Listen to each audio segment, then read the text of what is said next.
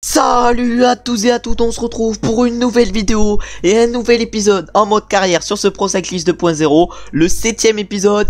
Et du coup dans cet épisode on va finir la saison avec notre coureur. On peut voir qu'on est actuellement niveau 8, la prochaine progression des caractéristiques ça sera au niveau 10. Du coup l'objectif c'est d'avoir le niveau 10 à la fin de l'épisode. Et du coup dans ce dernier épisode de la première saison on va faire quoi? On va du coup faire le Tour de Croatie et ses 6 étapes, un Tour de Croatie où on essaiera du coup de bien performer. Ensuite on ira faire le Grand Premio Brugo Beghelli, une classique un peu vallonnée. Puis ensuite on ira au Münsterland Giro qui sera une classique là par contre plutôt plate, avant d'aller au Grand Piemonte qui sera également plutôt plat. Paris Tour ensuite ça sera également plutôt plat. Et la Japan Cup ça sera un peu vallonné, ce qui pourrait peut-être nous convenir. En tout cas une fin de saison qui sera plutôt plate. Et après du coup on ira faire le bilan de fin de saison et voir quels ont été nos meilleurs résultats sur cette saison. Qui sont les coureurs à avoir remporté les grandes courses, c'est-à-dire les monuments, les grands tours, ou encore les classiques, mais également aussi les championnats. Et à pas oublier également le mercato pour voir les plus gros transferts des meilleurs coureurs. Et on verra par exemple s'il y a des gros coureurs qui ont décidé de quitter leur équipe pour aller dans une autre. Mais là on blablate beaucoup et on va se retrouver du coup maintenant directement pour le Tour de Croatie, le CRO Race. Et on va se retrouver du coup directement au départ pour voir quels sont les objectifs du directeur sportif sur ce tour. Comme annoncé, on est directement là au départ de cette première étape du Tour de Croatie. On a malheureusement un -3 sur cette première étape, ce qui veut dire que ce Tour de Croatie commence quand même assez mal. Et on a par contre l'objectif initial de terminer dans le top 10 au classement général sur ce Tour de Croatie. On va donc essayer de le réussir. Une étape qui est aujourd'hui plutôt courte vu qu'elle fait 240 km. On arrive dans les 5 derniers kilomètres de cette première étape. On a du coup fait pas mal de kilomètres pour l'instant vu qu'on en a déjà fait 235.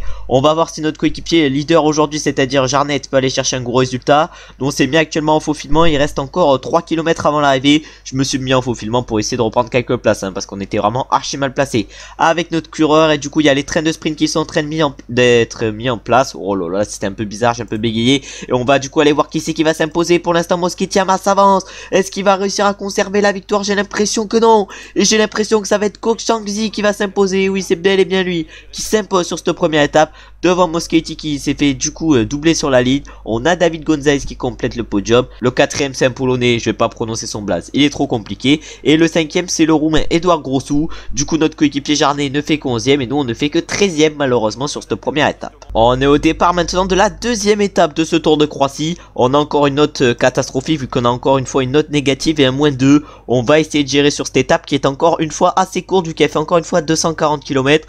Vraiment, les premières étapes de ce Tour de Croatie sont vraiment archi longues. On se retrouve encore une fois dans les 5 derniers kilomètres sur cette deuxième étape du Tour de Croatie. On va aller voir si on peut aller chercher un beau résultat. Malheureusement, le -2 nous fait mal aujourd'hui. Et en plus, on est clairement pas bien placé. Et en plus, on a un peu soif. Vraiment, c'est la cata dans ce final. En tout cas, ça commence déjà à accélérer devant avec Froid de Veau. Oh là là, nous on va lancer. Il n'y a plus personne qui roule. Du coup, nous on accélère. Oh, il y a également Moschetti qui a accéléré. Il y a également, pardon, Christopher Halvorsen.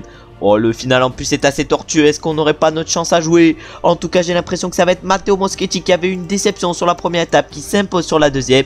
Il s'impose du coup devant Christopher Halvorsen. Est-ce qu'on peut aller chercher Bonif? Et non, malheureusement on ne fait que 5ème. Et c'est du coup le Polonais avec le nom imprononçable qui finit 3ème. Et c'est Arvid de Klein, le Néerlandais, qui finit 4ème. Et nous, comme on a pu le voir, du coup on finit 5ème sur cette deuxième étape. C'est maintenant la troisième étape qui nous attend. Et première note positive sur cette troisième étape. On va essayer d'aller chercher un beau résultat, surtout que le final a l'air plutôt tortueux. On a peut-être notre carte à jouer pour pourquoi pas reprendre du temps par exemple à certains favoris. Et on va du coup s'y retrouver directement. On est dans le final de cette troisième étape plutôt vallonnée. On n'est plus que 66 dans le peloton.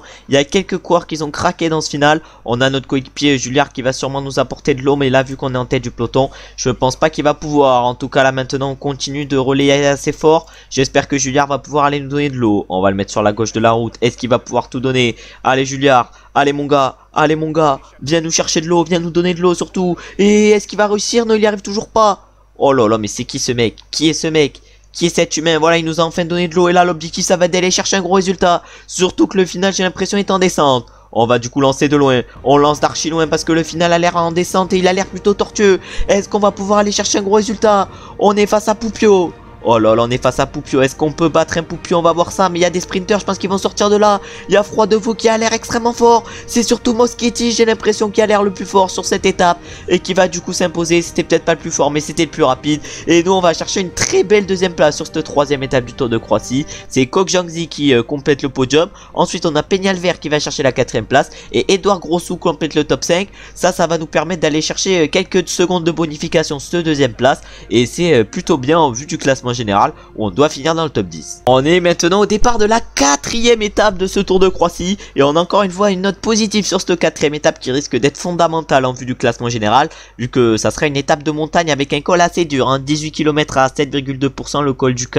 Va falloir le passer sans encombre et pourquoi pas bien gérer sur cette étape et je pense qu'on va se retrouver directement si on n'a pas eu de chute au pied du coup de la montée finale. On arrive comme annoncé au pied de la montée finale, on est 89 dans le peloton, c'est-à-dire qu'il y a quelques coureurs qui ont été distancés dans l'ancien col de première catégorie et nous notre objectif sur cette quatrième étape ça va être de limiter les écarts par rapport aux différents favoris en vue du classement général et pourquoi pas de gagner cette étape, hein, on sait jamais, ça nous fait quand même le plus 2, 72 montagnes, c'est quand même plutôt intéressant sur ce genre d'étape et j'ai surtout l'impression que la start list sur ce Tour de Croatie est pas impressionnante non plus. Oh, le leader du classement général Moschetti craque à 11 km de l'arrivée, on a également Abra qui a craqué, il y a pas mal de coureurs qui sont en train de craquer dans cette montée, nous on semble encore une fois assez bien dans le peloton, un peloton qui ne compte plus que 51 unités, mais où pas tout le monde a craqué. Voilà, maintenant on n'est plus que 45 dans le peloton, il y avait quelques coureurs qui étaient distancés, qui étaient plutôt en défaillance, mais qui n'avaient pas encore été distancés par le peloton. Nous malheureusement j'ai l'impression qu'on se fait un peu distancer parce qu'on mène un tempo pas encore assez élevé, et du coup on se fait quand même un peu distancer, mais j'espère revenir, je pense qu'on va revenir voilà assez facilement comme on peut le voir là, mais l'objectif ça va être d'aller chercher un très bon résultat sur ce quatrième étape qui pourrait nous convenir. Et du coup il y a certains favoris qui ont attaqué devant nous, malheureusement on n'a pas pu les suivre parce qu'on n'était pas bien placé et du coup là j'ai l'impression qu'il y a une équipe qui est en train de rouler, mais nous on va accélérer. On va accélérer pour distancer le peloton et pas devoir mener le tempo en tête du peloton. En tout cas on peut voir qu'il y en a un qui a accéléré comme Martin et qui est complètement en défaillance.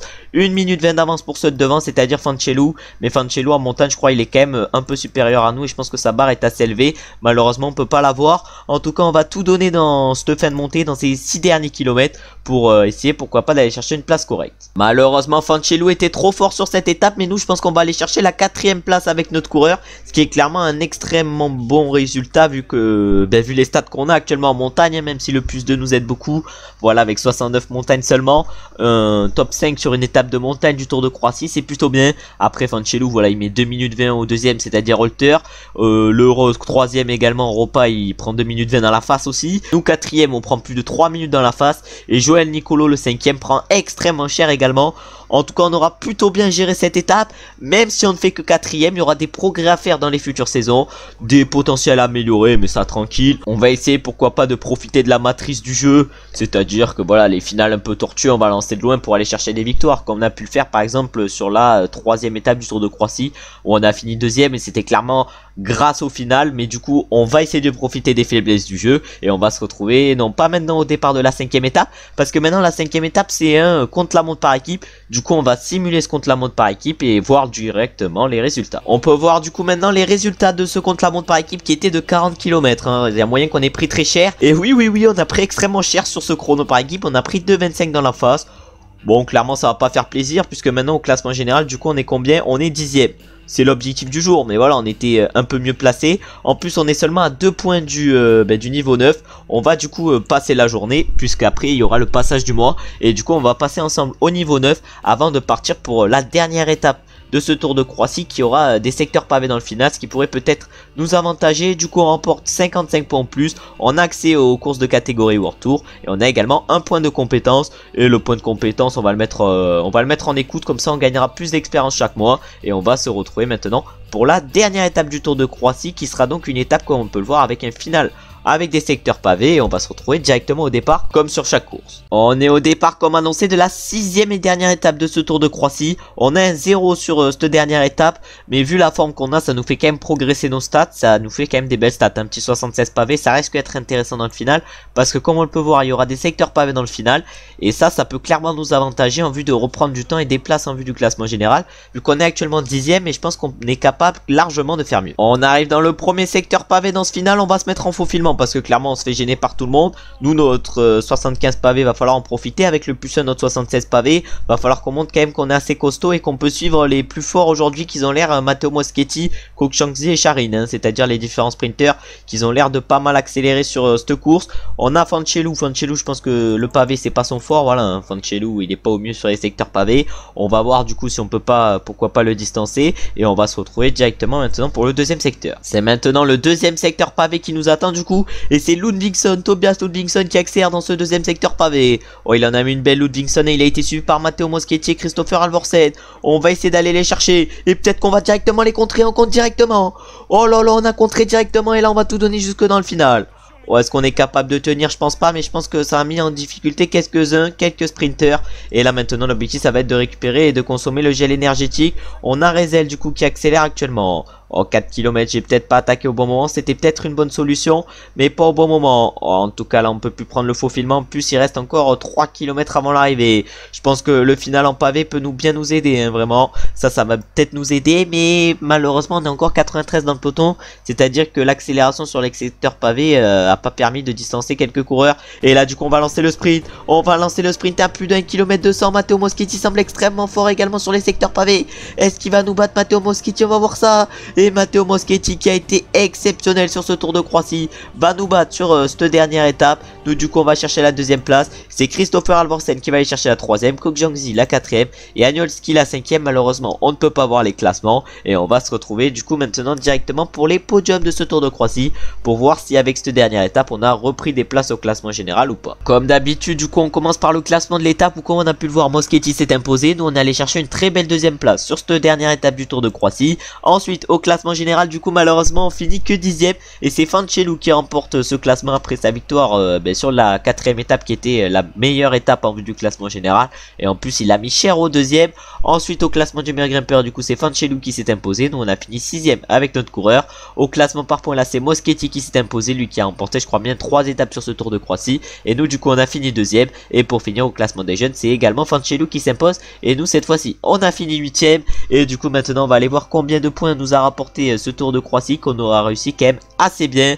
Et du coup ce Tour de Croatie nous rapporte 28 points, c'est pas mal. On est maintenant à 81 points au niveau du niveau 9. L'objectif dans cette fin de vidéo ça va être de passer au niveau 10, et on va se retrouver maintenant du coup directement pour une nouvelle course, c'est-à-dire le Grand Premio Bruno Beghelli, et on se retrouve comme d'habitude au départ. On est au départ du coup du Grand Premio Bruno Beghelli, je crois bien que ça s'appelle comme ça cette course, et on a pour objectif sur cette course de terminer en top 20. On va du coup comme d'habitude essayer de réaliser l'objectif. En plus on n'a pas de note négative vu qu'on a un 0. Par contre on doit se montrer en échappée, je pense qu'il y a moyen que sur cette course l'échappée aille au bout. Du coup on va essayer de la prendre, j'espère que ça va nous laisser partir, et si ça nous laisse partir on se retrouvera dans le final, et si ça nous laisse pas partir on se retrouvera également dans le final. On est dans le final de ce classique, malheureusement l'échappée n'est pas allée au bout, mais on a réussi à partir avec d'autres coureurs, dans un groupe de 4, et du coup on a peut-être la possibilité sur cette course d'aller chercher un très bon résultat, hein. On avait l'objectif de top 20, normalement on devrait faire top 10 large, du coup on a fait 111 km en échappée, mais là ça fait qu'augmenter, je pense qu'on sera à 120-125 à l'arrivée.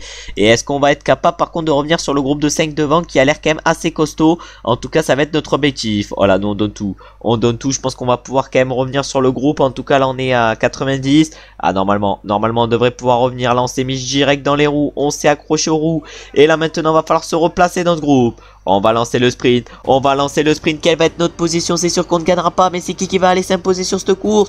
Oh là là, j'ai l'impression que ça va être Pascal Ackermann qui était dans ce groupe. Ah ouais, il est large meilleur que nous quand même en sprint. Il s'impose du coup devant Olar Yabushenko, Jonathan Estrepo, Santiago Buitrago, et nous on va chercher une très belle 6ème place sur cette course, c'est clairement pas mal, et on va du coup aller voir combien de points ce 6ème place nous rapporte. En plus on a fait l'échappée, ça risque d'être intéressant. Et du coup évidemment que c'est intéressant vu qu'on remporte 26 points avec cette course, et on va se retrouver maintenant pour la prochaine course qui est du coup la classique Münsterland Giro qui sera en Allemagne. On est au départ du coup de cette classique en Allemagne. On a pour objectif sur ce classique de terminer en top 50. On va du coup essayer de réaliser l'objectif. Malheureusement on a un -2 qui va pas nous aider sur cette course, mais on va quand même essayer de réaliser un bon résultat, et on va se retrouver comme d'habitude dans le final. On est dans les 5 derniers kilomètres du coup de cette classique allemande. On va essayer d'aller chercher un bon résultat. On a pour objectif de top 50, je pense qu'on peut largement battre cet objectif, et pourquoi pas essayer de viser le top 10 sur cette course. Malheureusement comme je l'ai dit au départ, le -2 nous aide pas trop. On va quand même essayer d'aller chercher du coup un bon résultat. En tout cas le final il est comment? le final a l'air plutôt plat, il a l'air plutôt tortueux. C'est pour ça qu'on va lancer maintenant. On lance d'archi loin. Oh, le final finalement il est tout plat. Il est tout plat, il est tout droit surtout le final. Et du coup normalement on devrait aller chercher, je pense, autour de la 10e place. Mais qui c'est qui va s'imposer devant? Oh, il y avait des sacrés sprinters sur cette classique allemande. Et c'est du coup Groenewegen qui s'impose devant Philipsen. Danny Van Poppel complète le podium. Maerhofer va chercher la 4e place. Et Peñal vers la 5e. Nous du coup on finit 8e. Ça risque de nous rapporter quelques points. Mais on va pas aller voir ça. Et on va se retrouver directement pour la prochaine course. Qui est du coup, je le crois bien, une classique italienne. On est du coup au départ de la classique italienne. Et on a un rôle de puncher outsider. On doit se montrer en échappée 65 km dans les 130 derniers kilomètres. C'est du coup ce qu'on va essayer de faire. Un final plutôt ballonné sur cette course. Bon, je pense pas qu'il va passer grand chose. Et on va se retrouver, je pense, comme d'habitude, directement dans le final. On est dans les 4 derniers kilomètres de ce Grand Piemonte. Malheureusement, on n'a pas la victoire à jouer avec notre coureur. Parce qu'on est complètement cuit. Vu qu'on a réussi l'objectif du jour. On a fait 96 km sur les 65 qu'on avait à faire. Et du coup, là, maintenant, on est complètement cuit pour cette course. On peut peut-être aller chercher un résultat correct. Mais je pense que même le top 10 risque d'être compliqué à aller chercher. On va du coup aller voir qui c'est qui va s'imposer. Sur cette classique, ça va être un sprinter, je pense. Et ça va être Fernando Gaviria, j'ai l'impression. Non, ça va être plutôt Mats Pedersen, pardon. Non, même pas, c'est Alexandro Covi qui s'impose sur cette course du Grand Piemonte. Il s'impose du coup devant Mats Pedersen, Fernando Gaviria, Filippo Fiorelli et Elia Viviani. Je me suis trompé 3 fois de celui qui allait gagner la course. C'est clairement aberrant. Et nous, on va finir un peu plus loin sur cette course. Vu qu'on finit combien? Bon, on est toujours pas arrivé. Et on finit du coup 18e sur cette course. Et on va se retrouver maintenant directement pour l'avant-dernière course de la vidéo. Et du coup de la saison, c'est-à-dire Paris-Tours. On est au départ maintenant de Paris-Tours. Et sur ce Paris-Tours, on a un beau plus 4 pour nous aider. Mais malheureusement, on n'a qu'un rôle de se montrer en échappée comme sur la dernière course. On va du coup, comme sur la dernière course, partir dans l'échappée et se retrouver comme sur la dernière course directement dans le final. On se retrouve comme sur la dernière course dans les 4 derniers kilomètres de ce Paris-Tours. On a réalisé l'objectif d'échappée vu qu'on a fait 129 km dans les 70 derniers kilomètres. Pardon, là j'ai un peu bégayé. Et du coup maintenant il reste 2 km 500 avant l'arrivée. Sur ce Paris-Tours, est-ce qu'on est capable d'aller chercher un gros résultat? Oh, 2 km même s'il doit avoir quand même de sacrés sprinters. En vrai j'aime bien le maillot, le nouveau maillot de la Lotto. Bon, je sais plus si c'est la Lotto Soudal ou pas, je pense pas. Non, c'est la Lotto Osni. Vraiment un nom assez compliqué. Leur sponsor je connais pas du tout. Par contre très beau maillot. Et c'est leur leader Caleb Ewan qui remporte ce Paris-Tour. Il s'impose du coup devant Jasper Philipsen, Jordi Meus, Alberto Dainese et Luca Mozzato. Le premier français du coup sur ce Paris-Tour, c'est Arnaud Desmar. Et nous on est le deuxième français et on va chercher une très belle 9e place. Vraiment un Paris-Tour réussi avant de se retrouver maintenant du coup pour la dernière course de la saison et de la vidéo, c'est-à-dire la classique de Tokyo, je sais plus comment ça s'appelle. On est au départ du coup et c'est la Japan Cup, la course à laquelle on est au départ. On doit se montrer en échappée 50 km dans les 100 derniers kilomètres, mais surtout ce qu'on doit faire c'est un top 30. On va quand même essayer de prendre l'échappée, on va voir si ça nous laisse partir parce que je pense qu'il y a largement moyen que sur ce Japan Cup l'échappée aille au bout. On va essayer du coup de suivre les différents coureurs qui attaquent et on va se retrouver comme d'habitude sur chaque classique et sur chaque course qu'il y a eu dans cette vidéo directement dans le final. On avait du coup réussi à prendre l'échappée sur cette course et magnifiquement ce qui est arrivé comme sur pas mal de courses quand même cette saison. Une petite chute qui fait plaisir. Bon, on va du coup maintenant se retrouver dans le final, je pense directement pour la dernière cote, si on est toujours dans le peloton, ce qu'on espère évidemment. Et vu qu'on adore chuter et qu'on finit la saison en beauté, on vient de connaître une 2e chute. Bon, clairement c'est exceptionnel cette fin de course, hein, vraiment 2 chutes dans la même course. Bon, c'est peut-être la première fois que ça m'arrive, vraiment on adore chuter. Je pense que mon coureur juste aime avoir mal. On peut voir que la chute de Soniel, voilà, il est reparti nickel. Et l'autre elle est où l'autre chute? Bon, elle devait être un peu plus tôt. On va aller voir ça, on voit toujours pas, hein. Voilà, 2 cyclistes au sol, encore moi. Bon voilà, vraiment la course exceptionnelle, hein. Vraiment 2 chutes dans la même course. Bon, on va essayer de revenir avec les différents coureurs parce qu'il y a quand même certains leaders qui ont été distancés également. Mais là le peloton est à plus de 2 minutes, ça sert même plus à rien d'espérer. Ah, malheureusement j'ai oublié d'aller à l'arrivée, mais du coup c'est Ote Christian Eiking qui s'est imposé sur ce Japan Cup devant Idar Andersen. Michael Matthews est allé chercher la 3e place. Notre coéquipier Leclinch la 4e, Roger Adria la 5e et Mathis Louvel la 6e. Nous malheureusement on va finir plutôt loin sur cette course, mais pas extrêmement loin, hein, quand même. Avec 2 chutes, j'ai l'impression qu'on va quand même finir dans le top 25. L'objectif c'était quoi? L'objectif c'était top 30, je pense que l'objectif on va quand même le réussir, hein.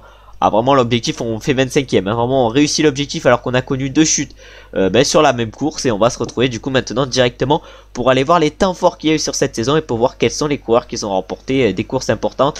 Et peut-être avant pour un passage du mois si on a la possibilité de progresser au niveau 10. Malheureusement la progression au niveau 10 ça sera pas encore, mais ça sera pour la fin de la vidéo, pour le passage au mois de janvier. Et du coup au niveau des grands tours sur le Giro, c'est Henrik Mas qui s'est imposé devant Remco Evenepoel et David Gaudu. Giulio Ciccone a remporté remporté le maillot de la montagne, Caleb Ewan le maillot Cyclamen et Remco Evenepoel qui a fini deuxième du général a remporté le maillot blanc. Sur le Tour de France, là c'est Tadej Pogacar qui s'est imposé devant Richard Carapaz et Geraint Thomas. Romain Bardet est allé chercher le maillot à pois, Wout van Aert le maillot vert et le vainqueur du coup de ce Tour de France, Pogacar, est également allé chercher le maillot blanc. Et pour finir avec les grands tours, c'est Enric Mas qui a remporté la Vuelta. Il a fait du coup le doublé Giro Tour sur cette saison. Vingegaard est allé chercher la deuxième place, Luc Plapp la troisième, Soren Kragh Andersen le maillot de meilleur grimpeur, Fabio Jakobsen le maillot de meilleur sprinter et Luc Plapp le maillot blanc. Ensuite au niveau maintenant des petits tours, on a Mauro Schmid qui remporte le Tour Down Under, Paris-Nice c'est pour Antonio Tiberi, le Tirreno c'est pour Geraint Thomas, Vingegaard remporte le Tour de Catalogne, le Tour du Pays Basque lui il est pour Primoz Roglic, le Tour de Romandie il est pour Thymen Arensman, le Critérium du Dauphiné c'est une petite surprise mais il est pour Wout Poels, le Tour de Suisse lui il est pour Daniel Martinez, le Tour de Pologne pour Leo Hayter et le Benelux Tour pour Magnus Sheffield.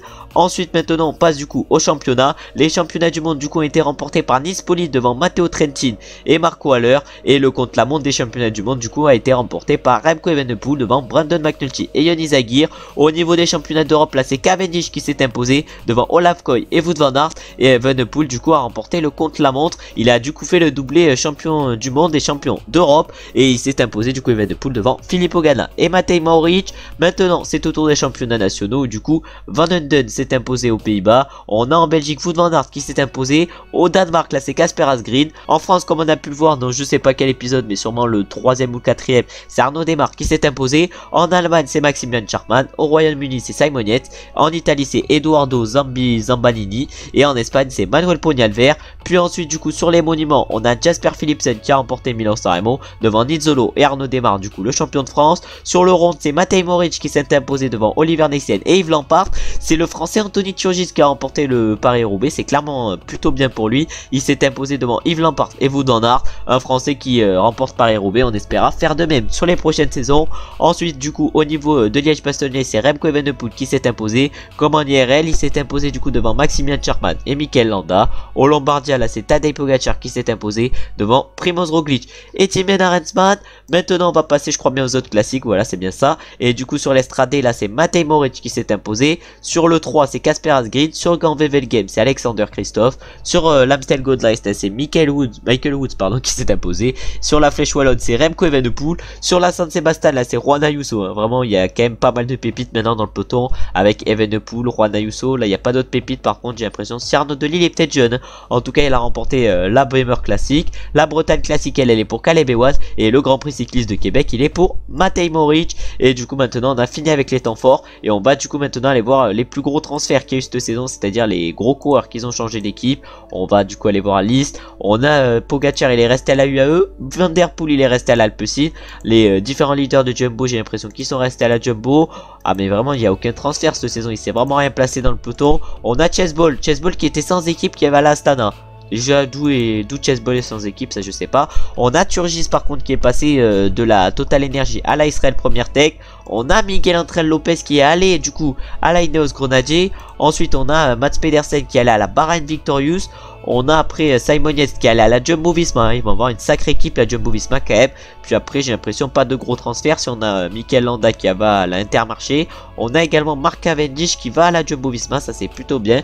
Et voilà les principaux transferts du coup de cette saison. Et maintenant on va aller voir les meilleurs résultats qu'on a fait sur cette saison. Du coup c'est bon, j'ai enfin trouvé. On peut voir du coup nos stats à peu près à la fin de cette saison, même si le premier jour de la prochaine saison on va progresser. Et du coup nos meilleurs résultats sur cette première saison c'est une 28e place 2 fois sur l'étoile de Bessèges. Bon c'est pas exceptionnel. On a quand même une victoire d'étape du coup sur le Tour d'Autriche. Ensuite voilà on a des bons résultats quand même sur les différentes classiques, avec une deuxième place sur le Tour du Finistère, une deuxième place sur Paris 3, une première place sur le Grand Prix de la ville de Lillers, une première place également sur la moyenne classique. Du coup sur la CRO Race on a fait 2 fois deuxième. Malheureusement on n'a pas remporté d'étape. Sur le Tour d'Autriche du coup on a remporté une étape. Sur le Tour du Loir-et-Cher on a remporté je crois bien qu'une étape et on a fini 4ème du classement général. On a remporté également quel maillot? Le maillot des meilleurs jeunes.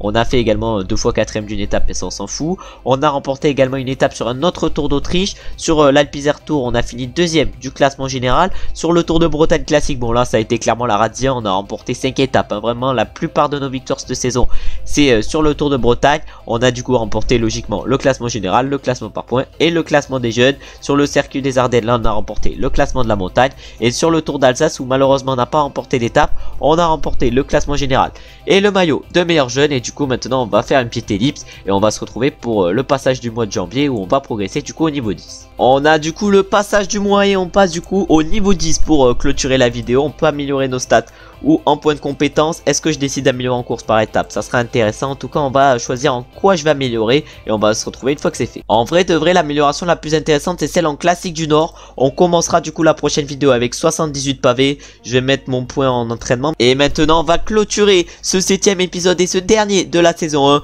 avant d'entamer du coup la saison 2 dans le prochain épisode. En tout cas merci d'avoir regardé la vidéo jusqu'à la fin. J'espère que cette saison 1 vous aura fait kiffer. Je vais essayer d'encore être meilleur sur la saison 2. Si vous avez aimé la vidéo, comme d'habitude vous savez ce que vous avez à faire, c'est-à-dire lâcher un petit like, commenter, vous abonner ou encore partager, mais ça on est d'accord vous le faites pas. Ensuite du coup maintenant on va se retrouver soit mercredi soit samedi pour une nouvelle vidéo en mode Pro Cyclist 2.0.